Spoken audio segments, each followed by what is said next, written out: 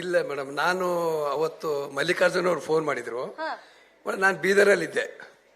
ಬೀದರಲ್ಲಿದ್ದ ಈಗ ಒಂದು ಸಾಂಗ್ ಇದೆ ಎಕ್ಕದಲ್ಲಿ, ತಾವು ಬರಬೇಕು ಅಂತ ಅಶ್ವಿನಿ ಮೇಡಮ್ ಅವ್ರು ಹೇಳಿದ್ದಾರೆ ಅಂತಂದ್ರು.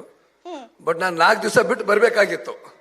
ಅಶ್ವಿನಿ ಮೇಡಮ್ ಅವರು ಹೇಳಿದ್ದಾರೆ ದಯವಿಟ್ಟು ತಾವು ಪಾತ್ರ ಮಾಡ್ಬೇಕಂದ್ರೆ ಬಂದು ಪಾತ್ರ ಮಾಡಿದೆ. ಮತ್ತು ನನಗೆ ಇನ್ನೊಂದೇನು ಖುಷಿ ಆಗುತ್ತಂದ್ರೆ, ನಾನು ರಂಗಭೂಮಿ ಮತ್ತು ಚಲನಚಿತ್ರ ಬರಲಿಕ್ಕೆ ಅಣ್ಣವರೇ ಕಾರಣ, ರಾಜ್ಕುಮಾರ್ ಅವರು. ಯಾಕಂದ್ರೆ ನಾನು ಬಂಗಾರದ ಮನುಷ್ಯ ಸಿನಿಮಾ ನೋಡಿ ಊರು ಬಿಟ್ಟಿದ್ದೀನಿ. ಅವ್ರದ್ದೊಂದು ಕಥಾನಾಯಕನ ಕಥೆ ಅಂತೇಳಿ ಒಂದು ಬುಕ್ ಬರೆದ, ಪ್ರಜಾಮತ ಮತ್ತೆ ವಿಜಯ್ ಚಿತ್ರದ ಒಂದು ಲೇಖನ ಬಂದಿತ್ತು. ಅದನ್ನು ನೋಡಿ ನಾನು ರಂಗಭೂಮಿ ಸೇರಿದೆ. ಆಮೇಲೆ ತಾಯಿಗೆ ತಕ್ಕ ಮಗ ಶೂಟಿಂಗ್ ಇದ್ದಾಗ ಹೋಗಿ ಮಡ್ರಾಸಿಗೆ ಹೋಗಿ ಅಣ್ಣವ್ರನ್ನ ಭೇಟಿ ಮಾಡಿದೆ. ಭೇಟಿ ಮಾಡಿದಾಗ ಹೇಳಿದೆ, ನಾನು ಇಲ್ಲಿ ಬೀದರ್ ಅಂದ್ರೆ ಗುರುತಿಡ್ತೇವೆ ಅಣ್ಣವ್ರು ಅಂತೇಳಿ, ನಾನು ಬೆಂಗಳೂರು ಅಂದೆ. ಸರಿ ಏನು ಮಾಡ್ತೀರಾ ತಾವು? ಅಣ್ಣ ನಿಮ್ಮ ಮನೆಯಲ್ಲಿ ನಾನು ಕೆಲಸ ಮಾಡಬೇಕು ಅಂದೆ.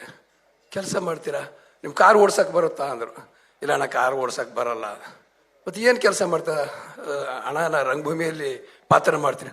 ಓಹೋ, ರಂಗಭೂಮಿಯಲ್ಲಿ ಪಾತ್ರ ಮಾಡ್ಬೇಕು, ಮನೇಲಿ ಕೆಲಸ ಮಾಡಬಾರ್ದು ಅಂತಂದ್ರು. ಆಮೇಲೆ ಅಣ್ಣ ಒಂದು ಚಾನ್ಸ್ ಅಂದ್ರೆ, ತಾಯಿಗೆ ತಕ್ಕ ಮಗ ಶೂಟಿಂಗ್ ನಡೀತದೆ, ಕಂಠೀರವ ಸ್ಟುಡಿಯೋಗೆ ಬನ್ನಿ ಅಂದರು. ಇಲ್ಲಿ ಬಂದೆ, ಕಂಠೀರವ ಸ್ಟುಡಿಯೋ ನನಗೆ ಸಿಗಲಿಲ್ಲ. ಆಮೇಲೆ ಅದಿರುತ್ತೆ ಹಂಗೆ ಮತ್ತೆ ಮಧ್ಯೆ ಗ್ಯಾಪ್ ಆಗೋಯ್ತು. ತದನಂತರ ನಾನು ಅಣ್ಣವ್ರ ಜೊತೆ ಒಂದು ಭಾಗ್ಯದ ಲಕ್ಷ್ಮಿ ಬಾರಮ್ಮದ ಒಂದು ಚಿಕ್ಕ ಪಾತ್ರ ಮಾಡಿದೆ. ಆ ನಂತರ ಶಿವಣ್ಣವ್ರ ಜೊತೆ ಒಂದು 8-10 ಸಿನಿಮಾ ಮಾಡಿದೆ. ಆಮೇಲೆ ರಾಘವೇಂದ್ರ ರಾಜ್ಕುಮಾರ್ ಜೊತೆ ಸ್ವಸ್ತಿಕ್ ಮಾಡಿದೆ.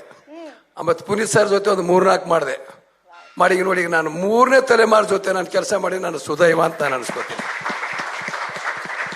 ಆಮೇಲೆ ಇದು ಜಯಣ್ಣ ಅವ್ರದ್ದು ನಾನು ಮಾರುತಿ 800 ಅದರಲ್ಲೂ ಸಾಂಗಲೆ ಮಾಡಿದ್ದೀನಿ.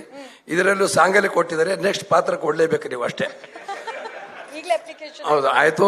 ತುಂಬಾ ಖುಷಿ ಆಗ್ತಾ ಇದೆ. ಯಾಕಂದ್ರೆ ಎಲ್ಲಿಂದ ಎಲ್ಲಿಗೆ ರಂಗಭೂಮಿಯಿಂದ ಇಲ್ಲಿ ಅಣ್ಣವ್ರು ಭೇಟಿ ಮಾಡಿ, ಶಿವಣ್ಣವರು, ರಾಘವೇಂದ್ರ ರಾಜ್ಕುಮಾರ್ ಅವರು, ಇಲ್ಲಿ ಮುಂದೆ ಯುವವ್ರ ಜೊತೆ ನಾನು ಪಾತ್ರ ಮಾಡಿದಲ್ಲ, ಇದರ ಸುದೈವ ಅಂತ ಹೇಳ್ತಾ ಎಲ್ಲರಿಗೂ ನಾನು ವಂದನೆಗಳು ತಿಳಿಸ್ತೀನಿ. ಜೈ ಹಿಂದ್, ಜೈ ಕರ್ನಾಟಕ. ಸೂಪರ್ ಸರ್, ಎಷ್ಟು ವರ್ಷಗಳ ಅನುಭವ ಅವರ ಪಾತ್ರದ ಮೂಲಕ ಕನ್ನಡಿಗರ ಮನಸ್ಸನ್ನು ಗೆದ್ದಿರೋದು. ಬಿರಾದರ್ ಸರ್, ಒಂದ್ ವಿಷಯ ಈ ವೇದಿಕೆಯಲ್ಲಿ ಹೇಳೋದಕ್ಕೆ ಇಷ್ಟಪಡ್ತೀವಿ. ರೋಹಿತ್ ಸರ್ ಒಂದ್ ಮಾತು ಹೇಳಿದ್ರು, ಅವರ ಹಿಂದಿನ ಸಿನಿಮಾದಲ್ಲಿ ನೀವು ಅಭಿನಯಿಸಿದ್ರಿ, ರತ್ನನ್ ಪ್ರಪಂಚ ಅಲ್ವಾ? ರತ್ನನ್ ಪ್ರಪಂಚದಲ್ಲಿ ಬಿರಾದರ್ ಸರ್ ಬಂದಿದ್ರು. ಆ ಸಿನಿಮಾ ಎಲ್ರಿಗೂ ತಲುಪ್ತು. ನನ್ನ ಲಕ್ಕಿ ಚಾರ್ಮ್ ಬಿರಾದರ್ ಸರ್, ಅದಕ್ಕೆ ಎಕ್ಕಾದಲ್ಲಿ ಇರ್ಲೇಬೇಕು ಅಂತ ಅವ್ರು ಆಸೆ ಪಟ್ಟಿದ್ದು. ಹಾಗಾಗಿ thank you so much for being his lucky charm.